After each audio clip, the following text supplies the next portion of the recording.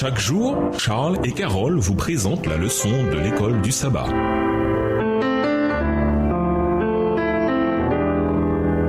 Bienvenue dans votre émission. Dieu nous parle. Nous voilà à la leçon de jeudi. Pas de plus grand amour. Nous ne le savons que trop bien, les besoins ne s'arrêtent jamais. Si vous êtes disposé à aider les autres, vous aurez plus d'occasions qu'il n'en faut. Qu'il s'agisse d'amis proches ou de réfugiés au loin, les gens ont des besoins. Alors faisons ce que nous pouvons, quand nous le pouvons, pour les aider. Tout au long de son ministère terrestre, Jésus a aidé ceux qui ne pouvaient s'aider eux-mêmes. Dans certains cas, il a pris l'initiative en allant vers ceux qui en avaient besoin. Dans d'autres cas, comme avec le groupe qui fit descendre le paralytique du toit, ce sont des amis qui prirent l'initiative. Personne n'a de plus grand amour que celui qui se défait de sa vie pour ses amis. Jean 15, verset 13. Comment mettons-nous en œuvre ce principe de notre ministère envers autrui? Une famille missionnaire servit 6 ans à Trinité et Tobago. Les 3 premières années, ils vécurent parmi des gens principalement hindous et musulmans. De nombreux hindous se plaignaient que les chrétiens déclinaient leur invitation à l'office annuel d'action de grâce. Un jour, ces chrétiens assistèrent à l'office d'action de grâce chez un nouvel ami hindou. Ils firent comme Jésus qui rendait visite à ses amis quand il l'invitait à leur fête. En fait, l'hindouisme enseigne que les visiteurs et les amis apportent avec eux des bénédictions dans la maison de celui qui les reçoit. Essayons de commencer à nous faire un ami cette semaine en étant une bénédiction pour quelqu'un. D'abord, passez en revue votre environnement, votre voisinage, votre village, votre ville. Connaissez-vous un réfugié ou un migrant qui vit près de chez vous? Et qu'en est-il des gens qui vivent dans votre rue?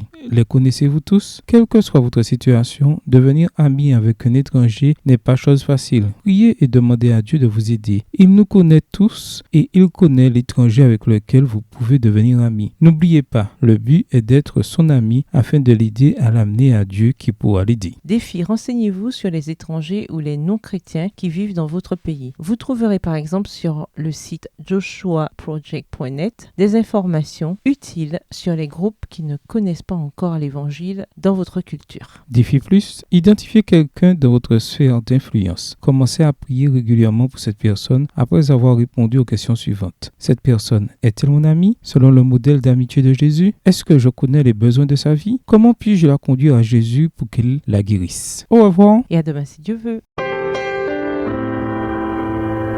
Dieu nous parle. Chaque jour, Charles et Carole vous présentent la leçon de l'école du sabbat.